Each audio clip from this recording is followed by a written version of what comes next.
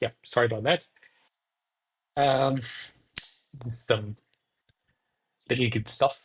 Anyway, so we were talking about draining the stream. Um, so yeah, in a stream is basically a sequence of operations, and an operation queue is, a stream contains an operation queue. It's a data structure that contains an operation queue, and the multi-stream is basically uh, a stream that contains multiple, sorry, a data structure that pretty much holds multiple streams. One of the methods in the multi-stream is the drain method, where you can see that it's going to basically look at each stream. It's going to take each stream, and it's basically going to go ahead and drain all the operations from it and process them. That's sort of what happens in drain, where it finds the stream. If you give it the stream ID, it says, okay, for this particular stream ID, what are the operations? It processes all the operations, and then it sort of updates the stream cursor saying how many operations have we processed, etc., and a whole bunch of other things. But that's what kicks off the entire Fusion pipeline as well. Uh, so in the processing part, what actually happens? And here's the data structure for the stream, and as you can see, it contains an operation queue. The processor is where pretty much the processing happens. Again, as I said, there is this, there is quite a bit of abstraction involved. The processor is something that it holds actually a policy and an explorer. The operations in the operation queue, when they're queued up and you drain them, the processor is the one that's going to be doing in simple ways, you can say the processor is the one that's actually going to be finding the fusion opportunities. But to find the fusion opportunities, it's going to use the explorer to do that. Um, and then the concept of a stream segment, all this stuff is basically just abstractions, which we don't need to get into. What I would like to sort of focus on is the fact that, how does the Explorer actually find these fusion opportunities? Let's sort of take a look at that. The first thing that we should be looking at over there is, let me just minimize this.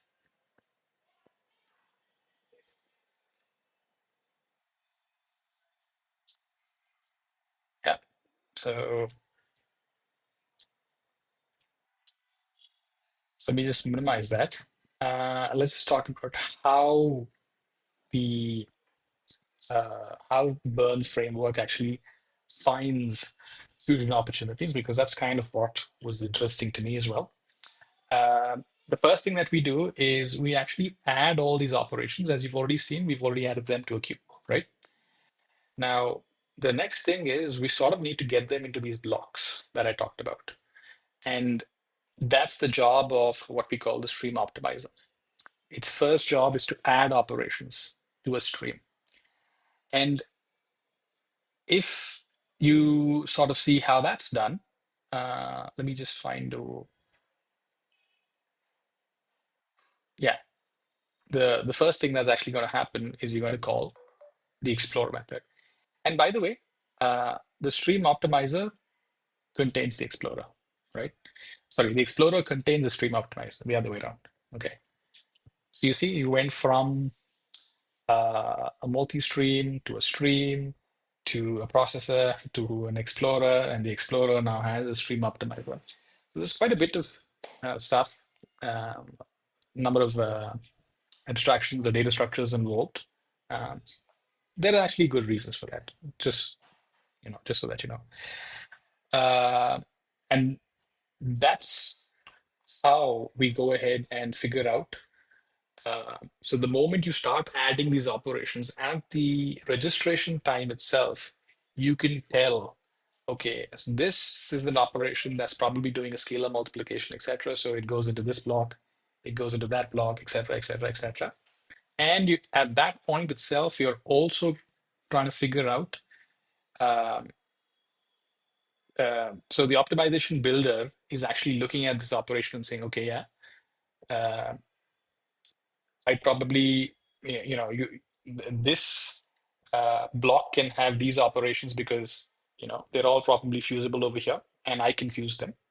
That sort of decision making is happening at this point, right? So yeah, just sort of keep that in mind. And then the process over here is basically you're going to iterate through all those blocks. You've already seen those blocks. Where are those blocks? Let me go back up. Yeah. So let's keep this open. So where was I?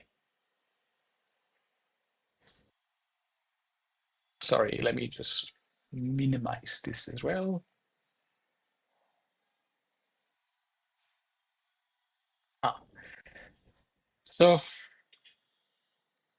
you see this, the stream optimizer and the blocks that sort of are contained in that stream optimizer.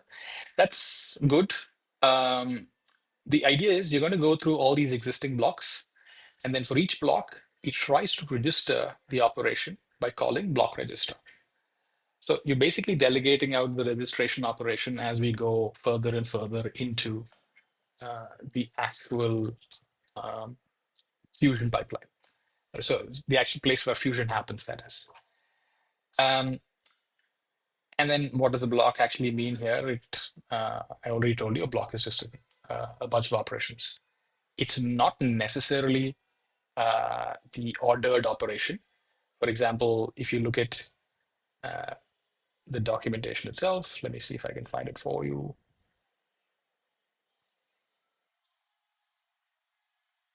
Yeah. So if we just see this, a block represents a list of operations. That's it. Not necessarily the same order as the execution stream. The main stream, that the way you wrote those operations, it's not necessarily in that order, because you could have, as I said, you could probably have fusion opportunities that are not exactly in the way you've written them, because the optimizer's been able to see that and say, okay, wait, there's no dependencies over here, so I could probably club something that's operations that are not in execution order. Okay, that's one. Then registering ops in a block. All this is just the actual flow. Let me just show you the full flow, right? This is kind of what happens when you go ahead and try to register your operations in a block. It's going to kick off this entire chain before it can actually, in the registration process, it's going to kick off this entire flow, saying, okay, we need to register these operations such that there's an optimization builder that can operate on this block at the end of it. Yeah, so the bigger picture over here is when a new operation arrives, it first tries to merge the blocks if needed. Then it tries to register the operation within the existing blocks. If no block accepts it, it creates a new block. It tracks how many blocks it has and may stop optimizing if it exceeds max blocks. That's the stream optimizer portion of it. The ultimate goal over here is effectively to group operations into blocks that can be optimized together while maintaining the correct execution order and data dependencies between operations. That's ultimately what we're trying to do over here. So far, the only thing that we've done is we've registered operations into blocks and saying, okay, these are potentially sequences of operations inside blocks that can potentially be fused, right? That's primarily what we've done so far. Post this, what we need to do is, let me just go back and just close this one up, is we actually need to do the optimization, right? And the optimization as such happens per block, right? That's exactly what we've done so far. We've collected all possibly fusible operations into a block. So we should probably apply the optimization on the block. And that's why blocks have an optimize method. When you call it, it kicks off the whole optimization, pipeline, you can say. And then again, there's an entire flow for that, which I don't think we should probably be going through. But effectively, the whole flow is something like that. You start your exploration saying, okay, let me explore a fusion opportunity. That kicks off the stream optimizer. That kicks off the block optimizer. That clicks off the block. And then you find the best optimization builder. And then, you go all the way to the end where you build what's called a fuse trace. All right. So at the end of this, you must have something that looks like, okay, here are all the operations that are fusible, and here are all the resources that these operations require. And I want it very, very clearly laid out so that uh, they I can just take that and then construct a GPU kernel. All right. So all of the fusion stuff that you've just seen is about collecting that piece of information, the fusion information that you need, so that you can write the kernels the way you want them to be written. And then let me see if instead of sort of going through each of these and sort of explaining that, you can look at the notes if that's interesting to you. Effectively speaking, the stream optimizer collects blocks of operations. Each block is optimized using the best available optimization builder. And then once you've selected the best builder, you start, building what's called you go from a block to a fuse block. That means you've effectively said, okay, I've taken the operations of the block and I can confirm that these operations can be fused. That way, I will produce something called a fuse block, which will indicate that you can take this and go ahead and generate a kernel, a kernel accordingly. So that's what a fuse trace is. It contains a list of fuse blocks with all of its operations and reads and writes, including resources such as the inputs, outputs, scalars, all of that stuff. Everything that you need to basically execute fused operations. So all the information that's required. This trace is what you hand over to the backend, the runtime. In our case, this is the CubeCL runtime. And then you do the, you basically build your kernels and then execute them. And that's the third part, which I'm thinking, since this is anyway split into three parts, maybe I can cover that as well. Um, so once you have something like the fuse trace, there's not much really happening. If you actually go ahead and look inside something like Burn CubeCL Fusion, you will see this actually happening. For example, let me go into crates, Burn CubeCL, and let me look at the fusion part. Hey, am I in the right place?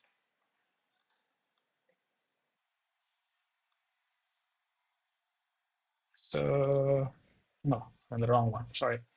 This is Burn CubeCL Fusion. If I go in here and I go to LMYs maybe, and I go to optimization, here's where you actually find these CubeCL kernels, right?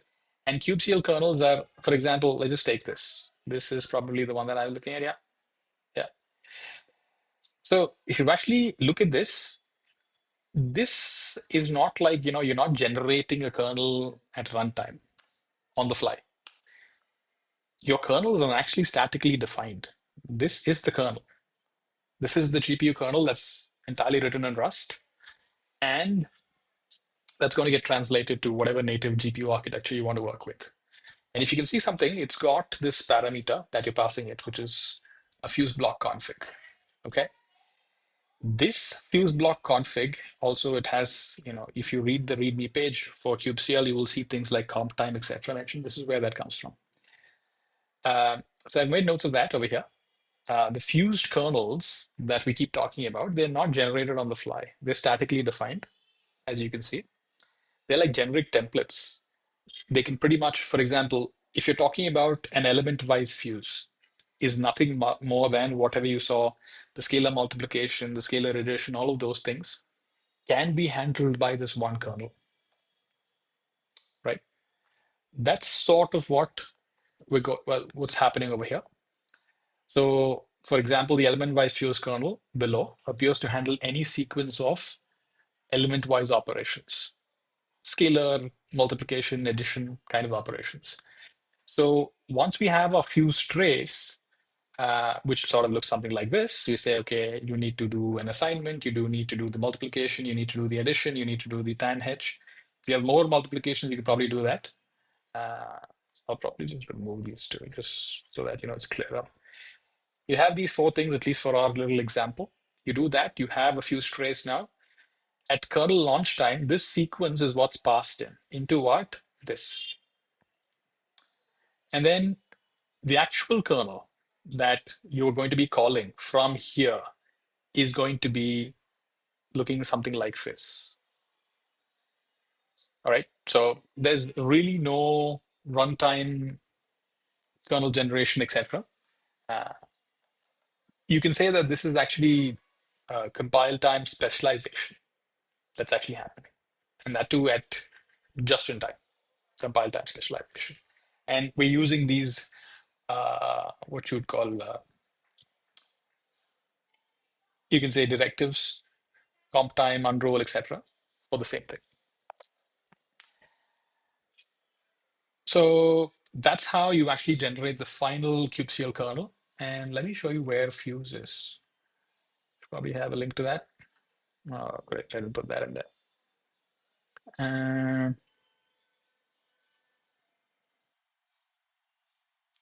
Okay. Now the problem is this is yeah, we got it here. So as you can see, this is what your kernel looks like when we are talking about, a typical fusion operation where you're saying, if it's an add, you probably want to do this. If it's a divide, you probably want to do this, etc., etc., etc. You match the operation, and you're able to build your own CubeCL kernel. Sorry, I keep forgetting the word CubeCL.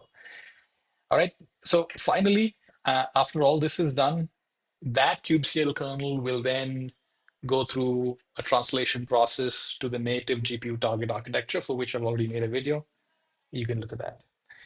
But yeah, so effectively, that's the flow for uh, what you'd call the entire fusion pipeline. Barring the kernel generation, which is extra, which is not exactly fusion, it's just how kernels are generated. The whole pipeline is basically listed here. This is it. Let me just pull that here. Yeah, so this is it. You have basically your operations get recorded into a queue, which is part of the stream, and then that's taken up by a stream optimizer. You sort of group those operations into blocks, and blocks that potentially could contain fusible operations, and then you go about trying to figure out how to fuse them using an optimization builder. And once you've built an optimization plan, sort of store that in a fuse trace, and that's kind of what is being used to generate the CubeCL kernels. That's the flow, I guess, and that's how fusion is being performed inside of Burn, which uh, was a little bit of mystery to me so far. And thanks to Burn, I think I have some sort of an idea as to how you think about fusion and et cetera, et cetera. So you may know a bit about GPU programming, but leveraging your GPU programming knowledge and understanding how automatic kernel fusion works is the biggest. There's not a lot of material that sort of gives you a straightforward look at this. I know this is not straightforward either, but at least some sort of intuition to how you would go about when you think about things like kernel fusion in a machine learning framework. I think this sort of helps me understand that, and I hope it helps. anyone who's watching. All right. Yeah, as usual, in case there are any questions, please feel free to sort of reach out to me. Uh, if I can help in any way, I'll be going ahead and uh, working through a little more of this as well. There's also another project that I have to come across when I sort of learned about this as well. It's called Luminal. Um, and Bern is also doing quite a bit of things, um, uh, sort of something similar. We've talked about build the optimization builder. We've talked about how it's trying to identify whether an optimization is possible or not. There's also another way to do this where you can use what's called a search algorithm. Um, I think I spent some time talking about it when I talked about the crane lift compiler backend, where I said crane lift uses what's called e-graphs, which are called equivalence graphs. It's a very fancy data structure that finds equivalence relationships between two terms. Let me see if I can sort of find that e-graph. Yeah. So this part, e-graphs are so basically the way you think about this is I think you can expand this now. Yeah. So I'll just give you the short version of this. So think of a data structure where you have a couple of nodes that say, okay, I can store in a very efficient manner an equivalence relationship between something like a times 2 divided by 2 versus a shifted by 1 divided by 2 are the same thing. I just want to say that. This stuff is very difficult for you to find it. So far, you'd actually have like a data structure that you do something called destructive rewriting, etc. All that's not relevant. You can use this. It's going to maintain um, a graph.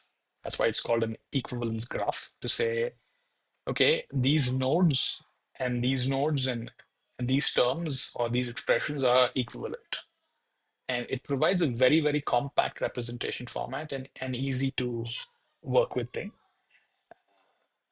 It is also pretty novel. It's actually, I think I've only seen it used very recently in the crane lift space, and right now I'm seeing Luminal talk about it, etc.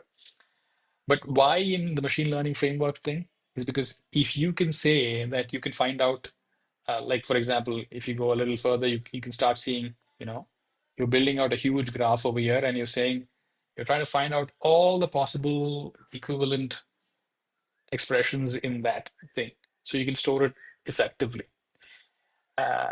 And you reach something called equality saturation. All that's interesting, but the idea is two terms, whether or not they are equivalent, is something that you can figure out using something like this.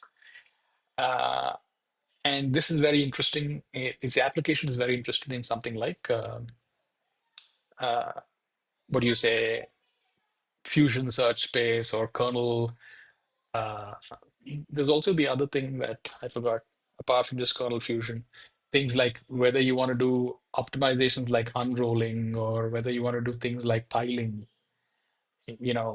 what's the right, uh, uh, yeah, I'm not going to get into that. That's just going to take a lot longer. But effectively, you can apply something like this. Um,